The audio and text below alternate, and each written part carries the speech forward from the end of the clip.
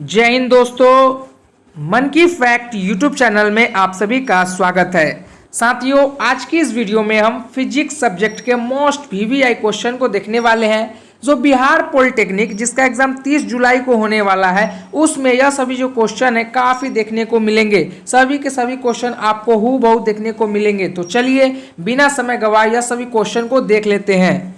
चलिए, पहला प्रश्न आप सभी से पूछ रहा है, काफी खूबसूरत प्रश्न है कि निम्नलिखित में से कौन एक सरल मशीन को नहीं दर्शाता है? ए लीवर, बी घिरनी, या सी गियर, या डी वाष्प इंजन।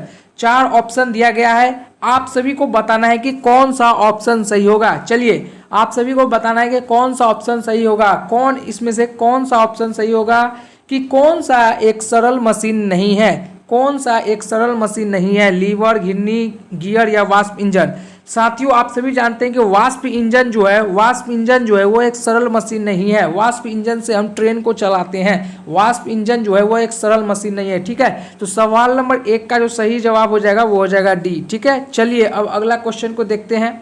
अगला क्वेश्चन आप सभी से किस प्रकार पूछ रहा है कि सवाल नंबर 11 है कि एक उत्तल लेंस के प्रकाशीय केंद्र और फोकस दूरी f1 के बीच एक वस्तु को रखा जाता है तो इससे बनने में प्रतिबिंब का प्रकार होगा। ए वास्तविक आवर्धित और सीधा होगा, या बी वास्तविक प्रतिलोमित और हाराशित होगा, या सी आभासी आवर्धित और सीधा होगा, या डी आभासी आवर्धित और प्रतिलोमित होगा। चलिए, आप सभी को बताना है कि सवाल नंबर 11 का कौन सा ऑप्शन सही होगा। चलिए, आप सभी को बताना है कि सवाल नंबर 11 का ऑप्शन कौन सा सही होगा। उत्तल लेंस है और इसमें जो है प्रकाशिक केंद्र फोकस दूरी f1 के बीच में वस्तु को रखते हैं तो इसमें कैसा प्रतिबिंब बनेगा? तो देखिए, उत्तल लेंस में जो प्रतिबिंब बनेगा, आपका जो सवाल नंबर 11 का जो सही जवाब हो जाएगा वो हो जाएगा सी आभासी और आवर्धित और सीधा प्रतिबिंब बनेगा। तो सवाल नंबर 11 का जो सही जवाब हो जाएगा वो हो जाएगा सी। ठीक है, चलिए अब अगला क्वेश्चन को देखते हैं।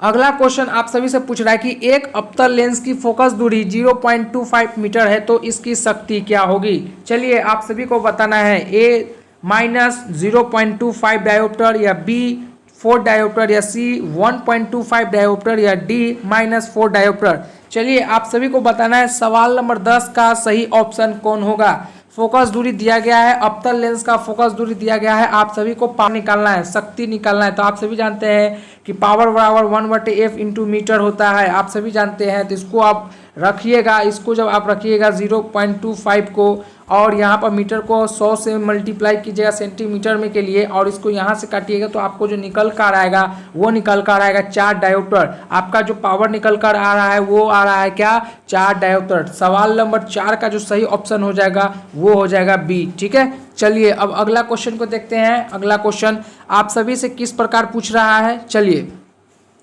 सवाल नंबर 9 है कि जल एक अवतल दर्पण से 30 सेंटीमीटर की दूरी पर एक वस्तु रखी जाती है, तब उसका प्रतिबिंब अपने ही ऊपर बनता है। अवतल दर्पण की फोकस दूरी क्या होगी?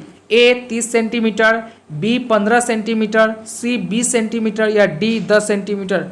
काफ़ी वायरल क्वेश्चन है, काफ़ी रिपीट किया गया यह क्वेश्चन है। साथियों, आप सभी को बताना है कि एक अवतल दर्पण का 30 सेंटीमीटर दूरी पर एक वस्तु को रखा जाता है तो उसका प्रतिबिंब उसी के ऊपर फोकस दूरी आप सभी से पूछ रहा है कि अवतल दर्पण की फोकस दूरी क्या होगा। प्रतिबिंब अपने ही ऊपर बनाता है तो उसका अवतल दर्पण की फोकस दूरी क्या होगा। तो आप सभी जानते हैं कि F बराबर R/2 होता है, आप सभी जानते हैं F बराबर R/2 होता है। तो R आपका जो दिया हुआ है वो 30 है। 30 को अगर 2 से डिवाइड कीजिएगा तो वो कितना आ जाएगा? आप सभी जानते हैं कि 15 सेंटीमीटर निकल कर आ जाएगा। तो सवाल नंबर 9 का जो सही ऑप्शन हो जाएगा वो ऑप्शन हो जाएगा बी। ठीक है, चलिए अब अगला क्वेश्चन को देखते हैं। अगला क्वेश्चन आप सभी से क्या पूछ रहा है। सवाल नंबर 4 पूछ रहा है कि एक विशेष ऊंचाई से एक रबर की गेंद को गिराना किसका उदाहरण है? एक विशेष ऊंचाई से एक रबर की गेंद का गिरना किसका उदाहरण है? ए एक समान त्वरण का, या बी एक समान मंदन का, या सी एक समान चाल का, या डी असमान चाल का। चलिए, सवाल नंबर 4 का कौन सा ऑप्शन सही होगा आप सभी को बताना है। काफ़ी साधारण प्रश्न है और आप सभी का ये क्वेश्चन गलत नहीं होना चाहिए। आज का जो क्वेश्चन सभी के सभी है, सभी वीवीआई क्वेश्चन है, आपको हूबहू देखने को मिलेंगे। बिहार पॉलिटेक्निक एंट्रेंस एग्जाम जो 30 जुलाई को होने वाला है उसमें, ठीक है। तो आप सभी से पूछा जा रहा है कि एक विशेष ऊंचाई से अगर एक रबर का गेंद को अगर हम गिराते हैं, मान लीजिए 6 फीट से अगर हम रबर को गिराते हैं, रबर गेंद को, तो वो किसका उदाहरण है? एक समान त्वरण का, या एक समान मंदन का, या एक समान चाल का, या एक समान असमान चाल का। तो आप सभी जानते हैं कि रबर के गेंद को अगर हम असमान ऊंचाई से अगर हम गिराते हैं तो वो किसका उदाहरण है? वो है यू का, मतलब एक त्वरण का है। तो सवाल नंबर 4 का जो सही ऑप्शन हो जाएगा वो हो जाएगा ए, ठीक है। चलिए अब अगला क्वेश्चन को देखते हैं। अगला क्वेश्चन किस प्रकार आप सभी से पूछ रहा है, काफी साधारण प्रश्न है कि सूर्य से अधिकतम दूर ग्रह कौन सा है। काफी साधारण प्रश्न है साथियों, यह सभी जो क्वेश्चन है आपका गलत नहीं होना चाहिए, क्योंकि ऐसा क्वेश्चन बिहार पॉलिटेक्निक में पूछ बैठता है। ऐसा जो क्वेश्चन है बिहार पॉलिटेक्निक में पूछ बैठता है। आप सभी जानते हैं कि बिहार पॉलिटेक्निक में फिजिक्स से 30 क्वेश्चन पूछा जाता है, जिसमें से सबसे ज़्यादा lights chapter, electricity chapter, heat chapter, यह सभी जो चैप्टर है इससे प्रश्न बहुत सारे पूछे जाते हैं, जो कि यह जो क्वेश्चन है यह लाइट्स चैप्टर से ही है। चलिए आप सभी को बताना है कि सूर्य से अधिकतम दूर ग्रह में कौन सा ग्रह रहता है। सबसे दूर कौन सा ग्रह रहता है? ए मंगल ग्रह, बी बृहस्पति ग्रह, या सी वरुण ग्रह, या डी पृथ्वी ग्रह। चलिए आप सभी को बताना है कि इसका कौन सा ऑप्शन सही होगा। तो आप सभी जानते हैं कि नज़दीक में जो रहता है वो है मंगल, और सबसे दूर जो है वो है वरुण। वो जो है सबसे दूर में अधिकतम दूरी ग्रह है, सूर्य से सबसे दूर में जो रहता है ग्रह वो है वरुण ग्रह। तो सवाल नंबर 3 का सही ऑप्शन हो जाएगा वो हो जाएगा ऑप्शन सी, ठीक है। चलिए अब अगला क्वेश्चन को देखते हैं। अगला क्वेश्चन किस प्रकार आप सभी से पूछ रहा है। सवाल नंबर 2 है कि पृथ्वी के केंद्र का तापमान लगभग कितना डिग्री के बराबर होता है। काफ़ी वीवीआई क्वेश्चन है, काफ़ी वीवीआई क्वेश्चन है। यह सभी क्वेश्चन को आपको मिस नहीं करना है। आपको यह सभी साधारण क्वेश्चन लगते होंगे, सिंपल क्वेश्चन भी है, बिल्कुल सिंपल क्वेश्चन है। यह सभी सिंपल क्वेश्चन है, लेकिन यह ऐसा क्वेश्चन बिहार पॉलिटेक्निक में पूछता है। यह सभी प्रीवियस ईयर में पूछा हुआ क्वेश्चन है, ठीक है ना। तो यह सभी क्वेश्चन को आप सभी को आंसर पता होना चाहिए। ये नहीं कि भारी भारी न्यूमेरिकल के चक्कर में आपका साधारण थ्योरी क्वेश्चन भी आपको पता ना हो, तो यह मिस गाइड नहीं होना चाहिए आप सभी का, ठीक है। चलिए आप सभी से पूछा जा रहा है कि पृथ्वी के केंद्र का तापमान है लगभग कितने डिग्री के बराबर होते हैं। ए 4000 डिग्री सेल्सियस के बराबर, बी 6000 डिग्री सेल्सियस के बराबर, या सी 10⁴ डिग्री सेल्सियस के बराबर, या डी 10⁶ डिग्री सेल्सियस के बराबर। चलिए आप सभी को बताना है कि पृथ्वी के केंद्र का तापमान लगभग कितने डिग्री सेल्सियस के बराबर होते हैं। चलिए आप सभी को बताना है। तो आप सभी जानते हैं कि पृथ्वी के केंद्र का तापमान जो लगभग होते हैं वो 4000 डिग्री सेल्सियस के बराबर होते हैं। तो सवाल नंबर 2 का सही ऑप्शन जो हो जाएगा वो हो जाएगा ए, ठीक है। सही ऑप्शन कौन सा हो जाएगा? वो हो जाएगा ए 4000 डिग्री सेल्सियस, ठीक है। चलिए अब अगला क्वेश्चन को देखते हैं। अगला क्वेश्चन आप सभी से किस प्रकार पूछ रहा है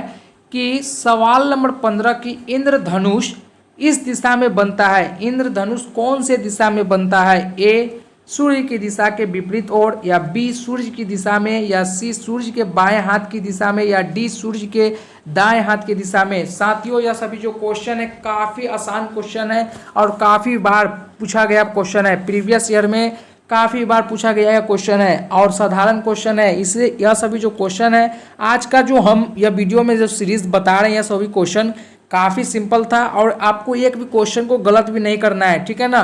क्योंकि आपके पास मात्र हम 6 से 7 दिन बच रहा है, 6 से 7 दिन बच रहा है, तो ये सभी क्वेश्चन में आपको समय नहीं लगना चाहिए। क्वेश्चन देखते ही आप सभी को आंसर बता देना है कि इंद्रधनुष कौन सी दिशा में बनता है, सूर्य के कौन से दिशा में इंद्रधनुष बनता है, आप सभी को बताना है। तो आप सभी जानते हैं कि इंद्रधनुष जो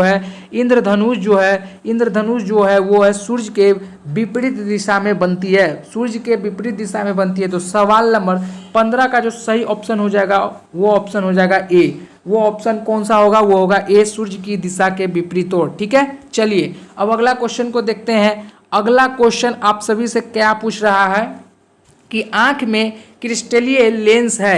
ए द्विउत्तल लेंस, या बी समतलीय अवतल लेंस, या सी उत्तलीय अवतल लेंस, या डी द्विअवतल लेंस। चलिए आप सभी को बताना है कि आंख में क्रिस्टलीय लेंस होता है। यह देखिए यह सभी जो क्वेश्चन है काफ़ी वायरल क्वेश्चन है। आप सभी को यह सभी क्वेश्चन गलत नहीं होना चाहिए, ठीक है ना। चलिए आप सभी को बताना है कि आंख में क्रिस्टलीय लेंस कौन सा होता है? तो आप सभी जानते हैं कि आंखों में जो क्रिस्टलीय लेंस होते हैं वो द्विउत्तल लेंस होते हैं। वो कौन सा लेंस होते हैं? तो वो द्विउत्तल लेंस होते हैं। तो सवाल नंबर 8 का जो सही ऑप्शन हो जाएगा वो ऑप्शन ए हो जाएगा। ठीक है, चलिए अब अगला क्वेश्चन को देखते हैं। अगला क्वेश्चन किस प्रकार आप सभी से पूछ रहा है, चलिए देखते हैं अगला क्वेश्चन आप सभी से कि क्या पूछ रहा है कि सवाल नंबर 7 की जल में एक गोलीय बुलबुला इस प्रकार कार्य करेगा। जल में एक गोलीय बुलबुला इस प्रकार कार्य करेगा। ए अवतल लेंस, या बी समतलीय अवतल लेंस, या सी उत्तल लेंस, या डी इनमें से कोई नहीं। सवाल नंबर 7 पूछ रहा है कि जल में एक गोलीय बुलबुला किस प्रकार कार्य करेगा। अवतल लेंस, समतलीय अवतल लेंस, या उत्तल लेंस जैसा, या इनमें से कोई नहीं। सवाल नंबर 7 का कौन सा ऑप्शन सही होगा आप सभी को बताना है। यह सभी लगातार आप सभी को जितने भी क्वेश्चन दिखाए इजी क्वेश्चन है, एक भी क्वेश्चन आप सभी का गलत नहीं होना चाहिए। और कितना क्वेश्चन आप सभी का अभी तक सही हुआ है आप हमें कमेंट में ज़रूर बताइएगा, कमेंट में आप ज़रूर बताइएगा। ठीक है, चलिए जल में एक गोलीय बुलबुला इस प्रकार कार्य करता है। कैसा कार्य करता है? तो वो अवतल लेंस जैसा कार्य करता है। वो कैसा कार्य करता है? तो वो अवतल लेंस जैसा कार्य करता है। जल में एक गोलीय बुलबुला जो कार्य करता है वो अवतल लेंस जैसा कार्य करता है। तो सवाल नंबर 7 का जो सही ऑप्शन हो जाएगा वो हो जाएगा ए। ठीक है, चलिए अब अगला क्वेश्चन को देखते हैं। अगला क्वेश्चन क्या पूछ रहा है आप सभी से? काफ़ी वीवीआई क्वेश्चन है और काफ़ी बार रिपीटेड किया गया क्वेश्चन है। प्रीवियस ईयर में पूछा गया क्वेश्चन है कि प्रोड्यूसर गैस किसका मिश्रण है। प्रोड्यूसर गैस किसका मिश्रण है? ए CO प्लस N2 का, या बी CO प्लस H2 का, या सी CO प्लस H2O का, या डी CO प्लस N2O का। चलिए आप सभी को बताना है कि सवाल नंबर 6 का कौन सा ऑप्शन सही होगा। चलिए आप सभी को बताना है कि कौन सा ऑप्शन सही होगा। प्रोड्यूसर गैस किसका मिश्रण है? CO प्लस N2, या CO प्लस H2, या CO प्लस H2O, या CO प्लस N2O किसका मिश्रण है प्रोड्यूसर गैस? तो प्रोड्यूसर गैस जो मिश्रण होता है वो होता है CO प्लस N2 का मिश्रण होता है। किसका मिश्रण होता है? वो होता है CO प्लस N2 का। तो सवाल नंबर 6 का जो सही ऑप्शन हो जाएगा वो हो जाएगा ए। ठीक है, चलिए अब अगला क्वेश्चन को देखते हैं। अगला क्वेश्चन आप सभी से किस प्रकार पूछ रहा है और क्या पूछ रहा है कि सवाल नंबर 5 कि निम्नलिखित ऊर्जा की इकाइयों में से कौन सी सबसे बड़ी इकाई है। चलिए आप सभी से पूछा जा रहा है कि ऊर्जा की इकाई, सबसे बड़ी ऊर्जा की इकाई कौन सी है? ए जूल, बी किलोवाट घंटा, या सी अर्ग, या डी इलेक्ट्रॉन वोल्ट। आप सभी को बताना है कि ऊर्जा की सबसे बड़ी इकाई कौन सी है? जूल, किलोवाट घंटा, अर्ग, इलेक्ट्रॉन वोल्ट। तो आप सभी जानते हैं कि काफ़ी आसान क्वेश्चन है। इसे आप सभी जानते हैं कि किलोवाट जो घंटा है वो सबसे ऊर्जा की सबसे बड़ी इकाई है, ऊर्जा की सबसे बड़ी इकाई है। तो सवाल नंबर 5 का जो सही ऑप्शन हो जाएगा बी। ठीक है, चलिए अगला क्वेश्चन को देखते हैं।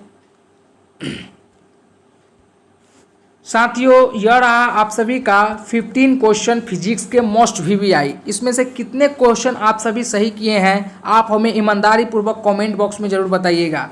मुझे उम्मीद है कि आप सभी 50 में 15 क्वेश्चन को सही किए होंगे। अगर आप नहीं कर पाए तो इसके लिए भी घबराना नहीं है, आप ईमानदारी पूर्वक कमेंट कीजिएगा। ठीक है, और जितना हो सके उतना आप लगातार हार्डवर्क कीजिए। आप सभी के लिए 5 दिन में कैसे क्या पढ़े, कितना देर सोना है, कितना देर खेलना है, कितना देर चैटिंग करना है, वह सभी का एक शेड्यूल आप सभी को बनाकर हम एक वीडियो बनाकर आप सभी के लिए ला रहे हैं कि ताकि आप 5 दिन की तैयारी से एक अच्छे से खासे गवर्नमेंट पॉलिटेक्निक कॉलेज कैसे पा सकते हैं उसके लिए भी हम एक डेडिकेटेड वीडियो बना रहे हैं। ठीक है, तो फिर मिलते हैं एक नई वीडियो में, जब तक के लिए जय हिंद।